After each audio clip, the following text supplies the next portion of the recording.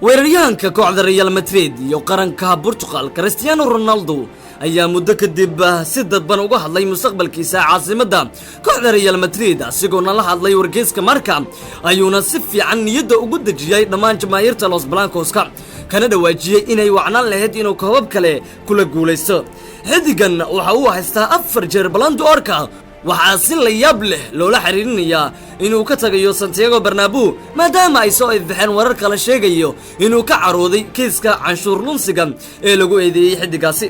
si kastaba Cristiano Ronaldo waxa uu doonayaa inuu sii joogo Santiago Bernabeu inkastoo la xasuusto inuu xil ciyaareedkii la soo dhaafay u qaaday koobkii 12aad ee Champions League iyo horyaalkii 33aad ee La Liga.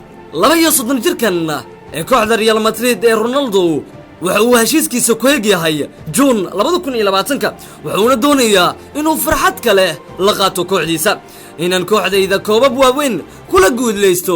sanadkii hore waxay ahayd wax weyn sida hadda ay u tahay inaan ku guuleysto abaalmarinta shakhsiga ayuu yiri Cristiano. inaan mar kale sameeyo way fiicnaan lahayd waa inaan si adag u shaqeeyaa sanadka ka dambeeya waana sii wadi doonaa inaan sameeyo kubad dadku ay ku farxaan dadku ay taageerna ay niyadda ku dhismaan. jamaahirtu Real Madridna aad baan u xiiseeyaa markay garoonka ay sacabka ka soo tumayaan ayna fadhiyaan tarbuunka. waxaan aad u rajaynayaa inaan koobab kale la qaado kooxdayda waxaana sidoo kale rajaynayaa in Ballon d'Or-ka mar kale ku guuleysto. ugu dambeyntii Cristiano Ronaldo ayaa rajaynaya inuu sanadkan ku guuleysto markii shanaad ee abaalmarinta Ballon d'Or-ka.